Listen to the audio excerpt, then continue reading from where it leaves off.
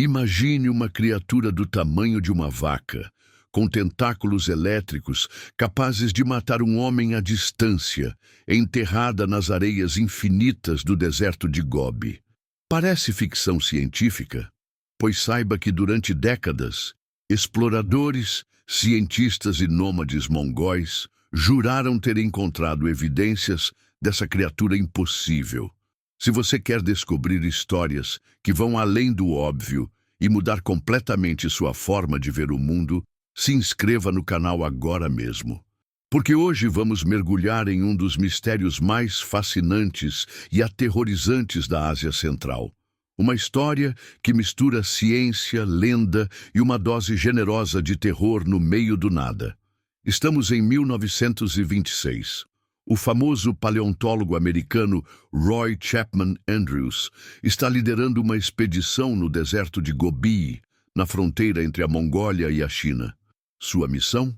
Encontrar fósseis de dinossauros e desvendar os segredos pré-históricos dessa região desolada. Mas o que ele não esperava era se deparar com relatos de algo muito mais perturbador e muito mais vivo. Os guias mongóis que acompanhavam a expedição falavam em sussurros sobre uma criatura chamada Olgoi Korkoi, que em mongol significa literalmente verme intestinal gigante. Segundo eles, essa coisa vivia enterrada nas dunas mais remotas do deserto, emergindo apenas para caçar. E quando caçava, não precisava nem se aproximar da presa. A descrição era sempre a mesma, vinda de diferentes tribos que nunca haviam se comunicado entre si.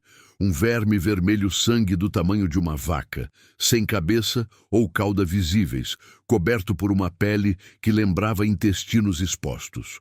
Mas o mais aterrorizante não era sua aparência, era seu método de caça. Os nômades contavam que o Olgoi Korkoi podia matar à distância.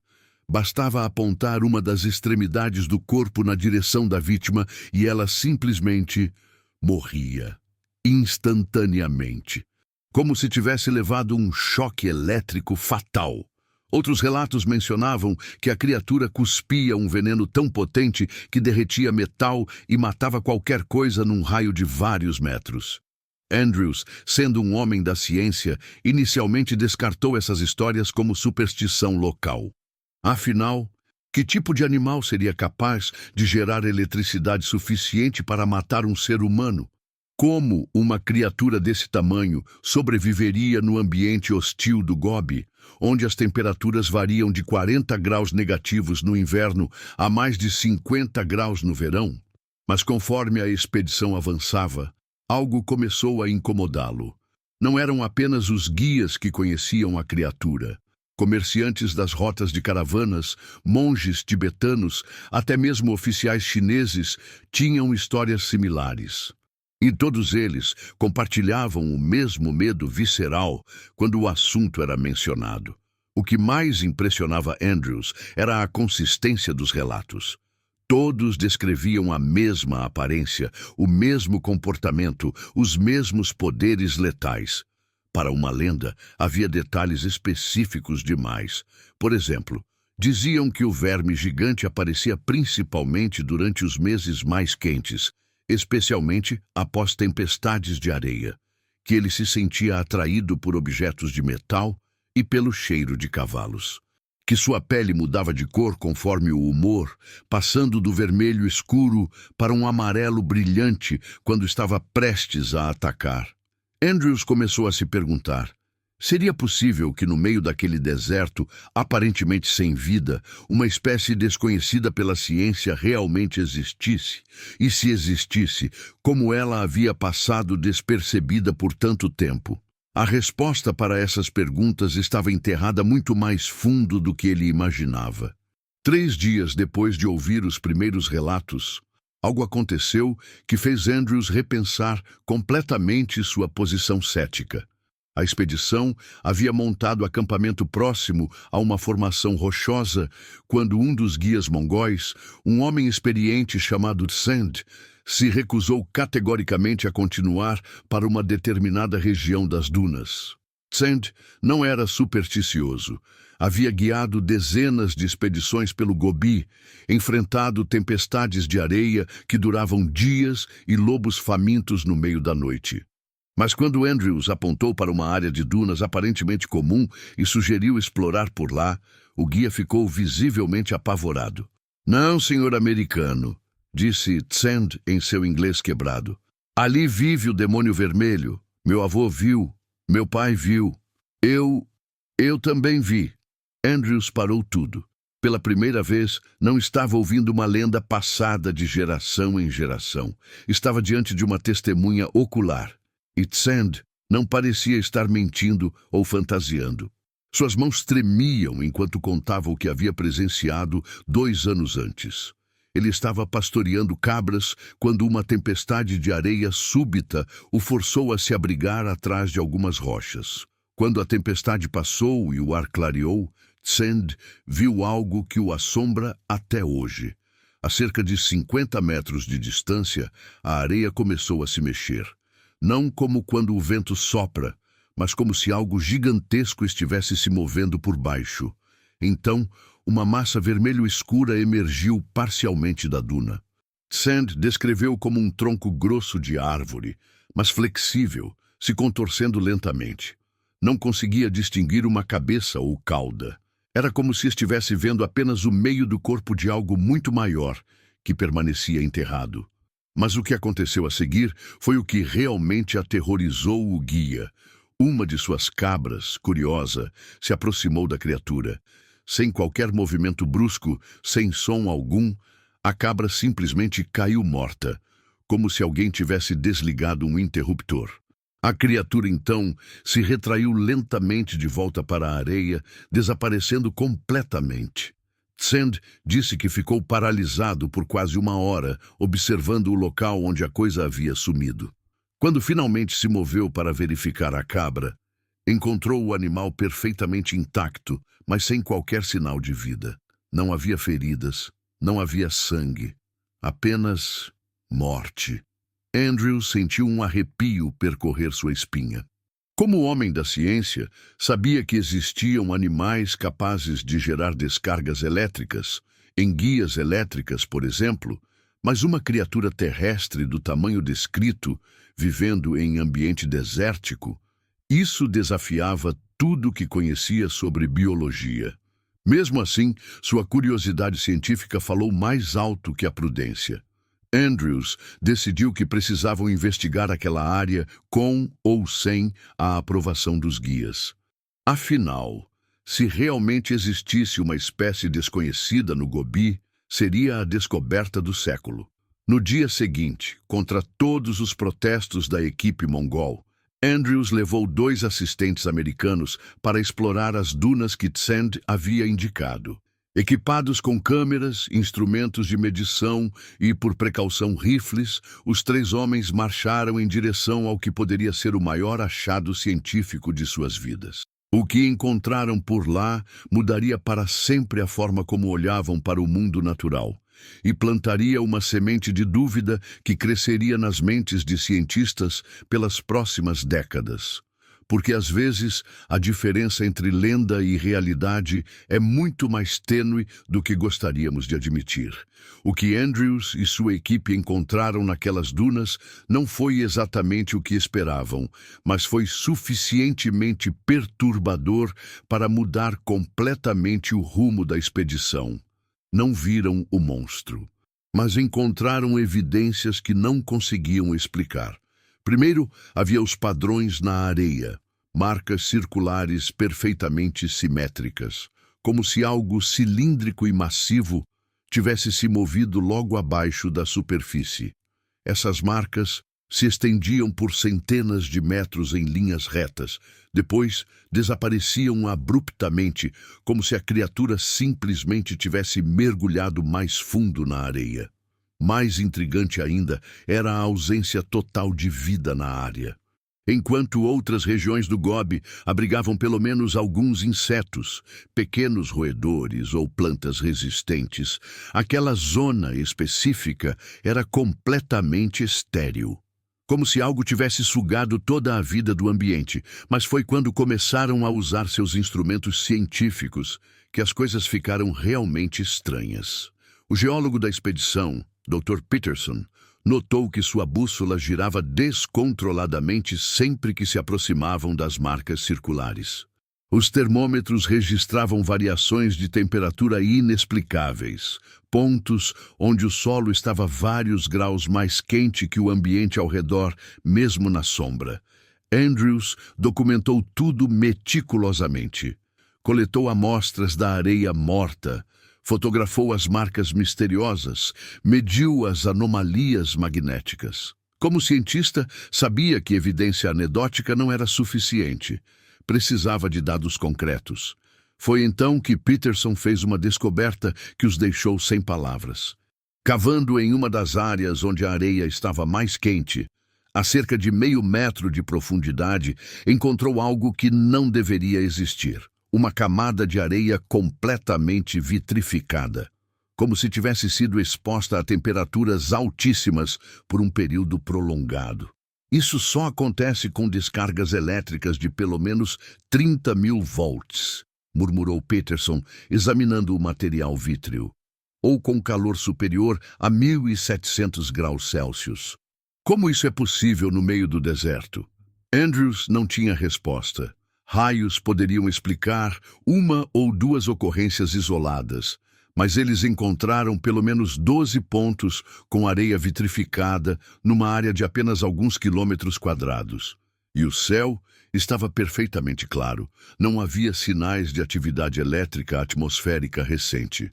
Conforme investigavam mais profundamente, um padrão começou a emergir. As marcas na areia seguiam sempre a mesma direção, de áreas com maior concentração de minerais metálicos para regiões onde havia fontes de água subterrânea, como se algo estivesse seguindo uma rota específica, guiado por necessidades bem definidas. Doutor, Peterson levantou uma hipótese que na época soou absurda. E se estivermos lidando com um organismo bioelétrico extremamente desenvolvido, algo que evoluiu para usar eletricidade não apenas para defesa, mas como fonte primária de energia? A ideia era revolucionária. Na década de 1920, o conhecimento sobre bioeletricidade era ainda muito limitado. Cientistas sabiam sobre enguias elétricas, mas nada que se aproximasse do que as evidências sugeriam. Um organismo terrestre capaz de gerar e controlar eletricidade em níveis industriais parecia ficção científica. Mas Andrews era um homem pragmático. As evidências estavam ali, fotografadas e documentadas. Não importava se a explicação desafiava a ciência da época. Os fatos eram os fatos.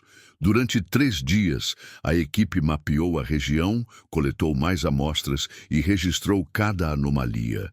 Montaram até mesmo uma pequena estação de monitoramento na esperança de detectar atividade elétrica subterrânea.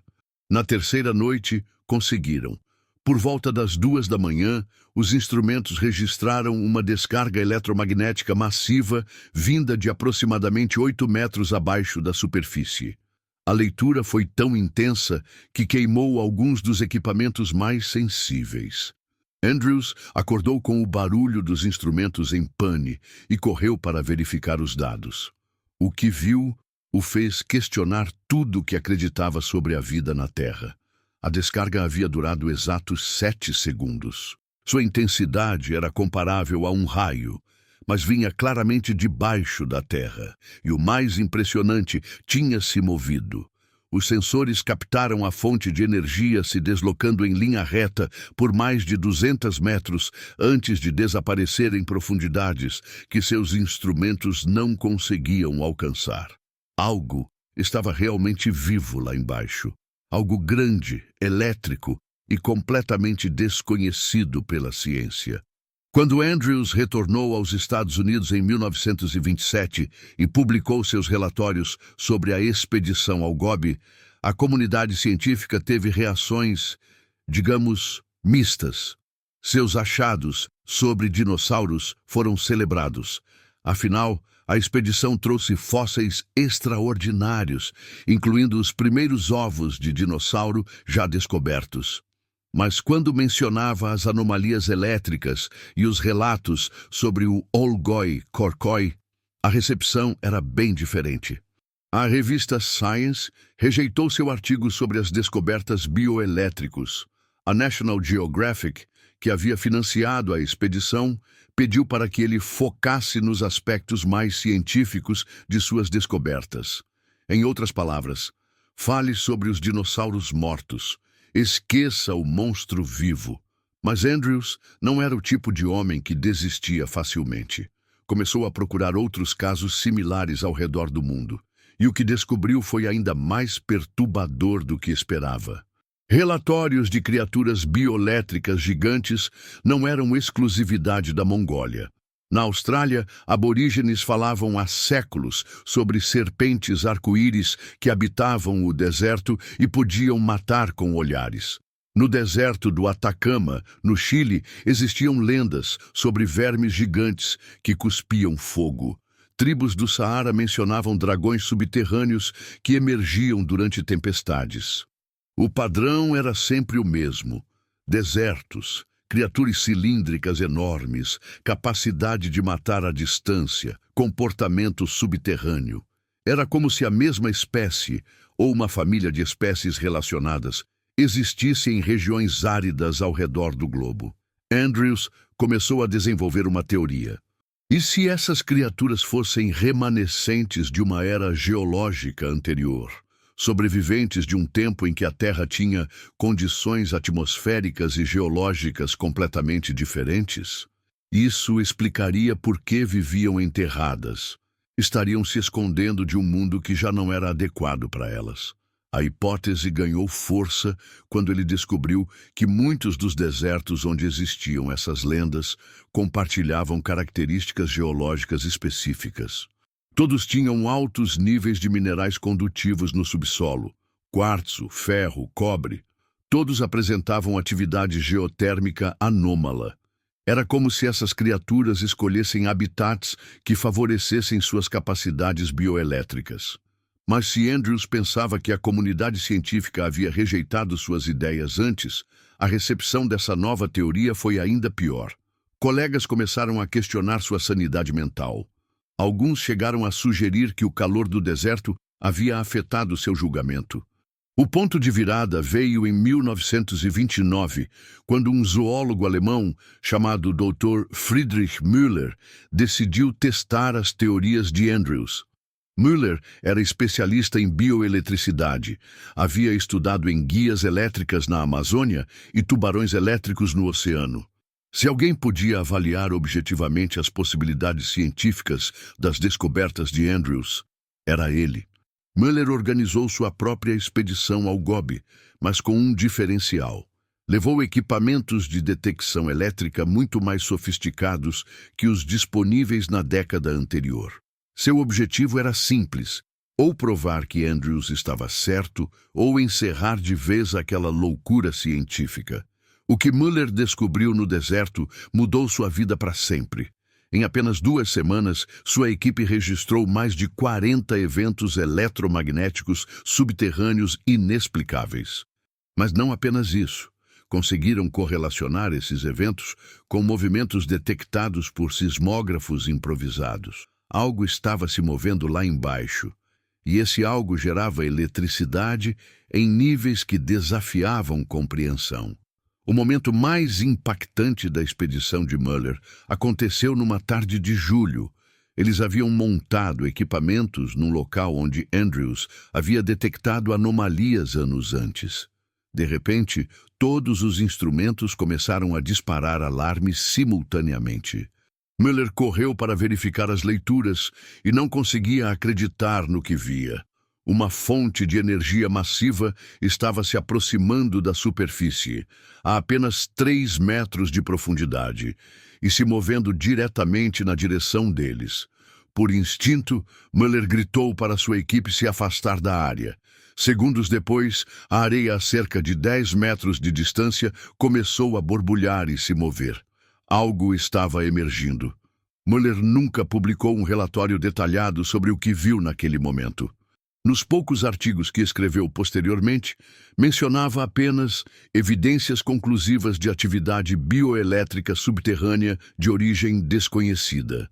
Mas cartas pessoais para sua esposa, descobertas décadas depois, revelavam uma versão muito mais dramática dos eventos. O que quer que tenha emergido daquela areia naquele dia de julho foi suficiente para convencer um dos zoólogos mais respeitados da Europa de que a ciência ainda tinha muito a aprender sobre a vida na Terra. E talvez houvesse algumas coisas que seria melhor nunca descobrir. Após as descobertas de Müller, algo mudou no mundo científico subterrâneo. Uma rede informal de pesquisadores começou a investigar discretamente casos similares ao redor do globo. O que encontraram foi uma conspiração da natureza que se estendia por continentes. Em 1934, um antropólogo britânico chamado James Whitmore estava estudando tribos nômades no deserto do Kalahari quando ouviu histórias sobre o Mokelembembe do subsolo, uma versão subterrânea do famoso monstro africano. Mas diferente das lendas aquáticas tradicionais, essa criatura vivia nas dunas e matava com um fogo invisível. Whitmore inicialmente descartou os relatos como variações das lendas conhecidas, até que encontrou algo que o fez repensar tudo. Uma aldeia inteira abandonada no meio do deserto, onde todas as estruturas metálicas, panelas, ferramentas, até mesmo punhais cerimoniais, haviam sido derretidas de forma inexplicável. Os anciãos de uma tribo vizinha contaram que os habitantes dessa aldeia haviam desaparecido numa única noite, cerca de 50 anos antes. A serpente de ferro veio buscar seu metal, disseram. Ela sempre vem quando há muito ferro junto. Essa descoberta levou Whitmore a uma conexão perturbadora. Todos os relatos de criaturas bioelétricas gigantes mencionavam uma atração irresistível por metais. Como se essas criaturas dependessem de minerais condutivos não apenas para habitar certas regiões, mas para se alimentar. Enquanto isso, no outro lado do mundo, a União Soviética estava conduzindo suas próprias investigações. Documentos desclassificados décadas depois revelaram que o governo soviético havia criado um projeto militar ultra-secreto chamado Operação Verme de Ferro, em 1936. O objetivo? Tentar capturar e estudar as criaturas bioelétricas do deserto de Gobi para desenvolvimento de armas. Os soviéticos haviam chegado à mesma conclusão que Andrews e Müller. Se essas criaturas realmente existiam, sua capacidade de gerar eletricidade poderia revolucionar a tecnologia militar. A operação foi liderada pelo general Dmitry Volkov, um veterano das campanhas siberianas, conhecido por sua obsessão com tecnologias não convencionais. Volkov mobilizou uma equipe de 200 soldados, cientistas e engenheiros para uma expedição que duraria 6 meses no Gobi. Os relatórios oficiais da missão foram lacônicos, objetivos não alcançados devido a condições adversas do terreno. Mas os diários pessoais de alguns participantes, encontrados em arquivos da KGB nos anos 90, contam uma história muito diferente. Segundo esses relatos, a expedição conseguiu localizar não uma, mas pelo menos 3 criaturas diferentes. Elas variavam em tamanho, desde vermes de 5 metros até gigantes de mais de 15 metros de comprimento. E todas demonstravam capacidades bioelétricas impressionantes. O soldado Alexei Petrov escreveu em seu diário: "Vi com meus próprios olhos quando a coisa emergiu da duna. Era como um trem subterrâneo feito de carne vermelha. Quando o sargento tentou se aproximar com equipamento de metal, a criatura nem precisou se mover. O homem simplesmente caiu como se tivesse sido atingido por um raio. O equipamento de rádio dele estava derretido quando chegamos para socorrer. A expedição soviética sofreu 12 baixas em 3 semanas. Não conseguiram capturar nenhuma criatura, mas trouxeram evidências fotográficas e amostras de areia vitrificada que confirmavam tudo que Andrews havia documentado uma década antes. Mais intrigante ainda foi a descoberta de que essas criaturas pareciam se comunicar entre si. Os soviéticos detectaram padrões de pulsos eletromagnéticos que se propagavam através do subsolo por quilômetros. Era como se elas tivessem desenvolvido uma forma primitiva de telegrafia biológica. Doutor. Helena Kozlova, a bióloga da expedição, levantou uma hipótese que assombrou os militares. E se essas criaturas não forem animais solitários, mas parte de uma rede subterrânea maior? E se o que estamos vendo são apenas as extremidades de um organismo muito mais complexo? A ideia era aterrorizante. Significaria que, sob os desertos do mundo, uma forma de vida completamente alienígena havia criado uma rede de comunicação bioelétrica. Uma internet subterrânea feita de carne e eletricidade, operando há milênios sem que a humanidade soubesse. Os soviéticos abandonaram o projeto após um incidente que custou a vida de uma equipe inteira de engenheiros. Os detalhes exatos foram censurados mesmo nos documentos secretos, mas as últimas anotações de Volkov sugeriam que as criaturas haviam começado a agir de forma coordenada, como se soubessem que estavam sendo caçadas. Elas aprenderam, escreveu o general. De alguma forma, essas coisas aprenderam que somos uma ameaça, e agora estão reagindo como um organismo único. A Operação Verme de Ferro foi oficialmente encerrada em dezembro de 1936. Todos os participantes foram transferidos para regiões remotas da Sibéria, onde a maioria permaneceu em silêncio pelo resto de suas vidas. Mas as criaturas, essas continuaram lá, esperando, aprendendo, evoluindo. Décadas se passaram. O mundo mudou dramaticamente. 2 guerras mundiais, a corrida espacial, a revolução tecnológica. Mas nos desertos remotos do planeta, alguns mistérios permaneceram intocados. Até que, em 1998, a tecnologia finalmente alcançou o enigma do Algoi-Khorkhoi. Dr. Sarah Chen, uma bióloga molecular da Universidade de Stanford, especializada em bioeletricidade, decidiu aplicar tecnologias modernas aos relatos históricos que haviam sido marginalizados pela ciência oficial. Usando radares de penetração no solo, sensores sísmicos de alta precisão e equipamentos de detecção eletromagnética que nem Andrews nem Muller poderiam sonhar, ela montou uma expedição ao Gobi que finalmente revelaria a verdade. O que Chen descobriu mudou não apenas nossa compreensão sobre essas criaturas, mas sobre a própria definição de vida complexa na Terra. As criaturas que aterrorizaram gerações de nômades mongóis não eram animais no sentido tradicional. Eram algo muito mais extraordinário. Organismos híbridos que combinavam características biológicas com propriedades quase tecnológicas. Uma forma de vida que havia evoluído para usar minerais do subsolo como extensões neurais. Imagine um polvo gigante, mas ao invés de tentáculos de carne, ele desenvolveu a capacidade de controlar filamentos de minerais condutivos que se estendem por quilômetros através do subsolo. O corpo, que ocasionalmente emergia das dunas, era apenas a ponta do iceberg, literalmente a cabeça de um sistema nervoso que se espalhava através de veios metálicos subterrâneos. Chen descobriu que essas criaturas haviam desenvolvido uma simbiose única com o ambiente geológico. Elas não apenas viviam no deserto, elas eram parte integral do ecossistema mineral da região. Suas descargas elétricas não serviam apenas para caça, mas para mapear e modificar a estrutura subterrânea, criando uma rede de condutividade que funcionava como um sistema nervoso ampliado.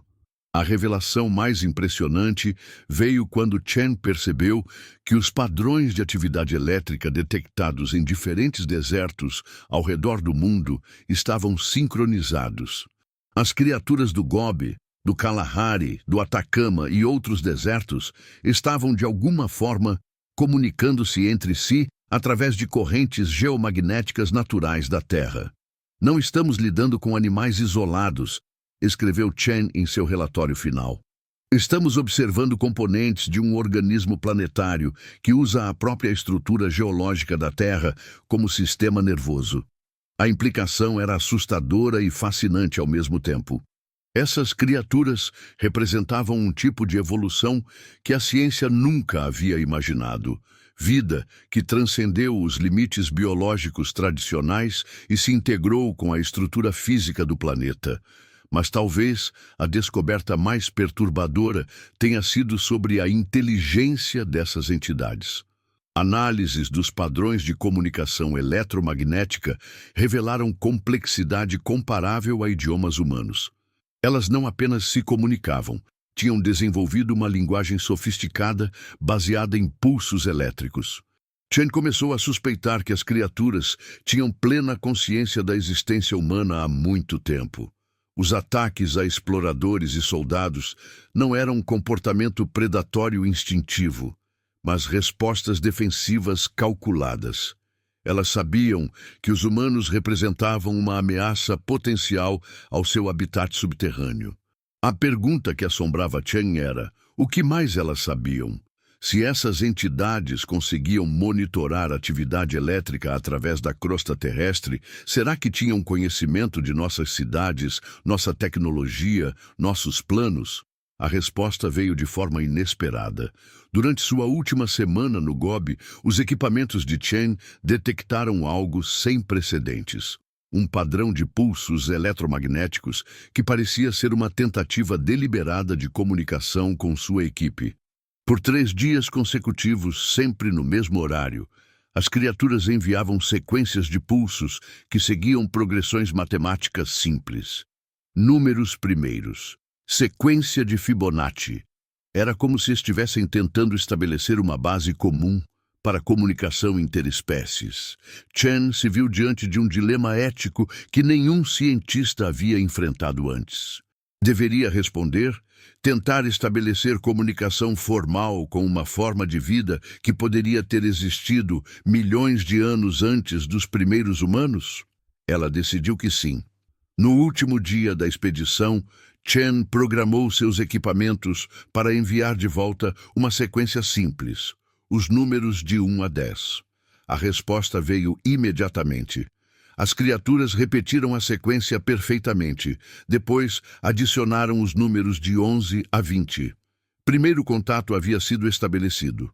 Não com alienígenas das estrelas, mas com uma inteligência antiga que sempre esteve aqui, vivendo sob nossos pés, observando nossa evolução desde o início. Chen retornou aos Estados Unidos com mais perguntas do que respostas. Havia provado que o Olgoi-Khorkhoi era real. Havia estabelecido comunicação com uma inteligência não humana. Havia descoberto que nosso planeta abriga formas de vida que desafiam toda a nossa compreensão sobre biologia. Mas a questão mais importante permanecia sem resposta. Depois de milênios de coexistência silenciosa, por que essas criaturas finalmente decidiram se revelar? O que mudou? E o que elas queriam da humanidade? Algumas descobertas, pensou Chen, são grandes demais para uma pessoa só carregar. Hoje, mais de 25 anos depois das descobertas de Chen, o mistério do Olgoi-Khorkhoi continua. Expedições científicas modernas ao Gobi detectam regularmente atividade eletromagnética inexplicável. Satélites captam padrões térmicos anômalos em desertos ao redor do mundo. E vez ou outra, nômades ainda relatam avistamentos de criaturas impossíveis emergindo das dunas. A diferença é que agora sabemos que não estamos sozinhos neste planeta, que inteligências antigas habitam as profundezas da Terra, observando nossa civilização tecnológica com interesse crescente, que talvez nunca tenhamos sido os únicos seres pensantes do mundo, apenas os mais barulhentos. O monstro do deserto de Gobi nos ensina que os maiores mistérios não estão nas estrelas distantes, mas bem aqui embaixo de nossos pés. que a vida encontra formas de existir que nossa imaginação mal consegue alcançar, e que, às vezes, as lendas mais antigas carregam verdades que a ciência leva décadas para aceitar. Se você gostou de descobrir essa história que vai muito além do óbvio, deixe seu like, compartilhe com alguém que também ama mistérios inexplicáveis e se inscreva no canal para não perder as próximas aventuras pelos segredos mais fascinantes do nosso mundo, porque aqui a realidade sempre supera a ficção. Até a próxima descoberta.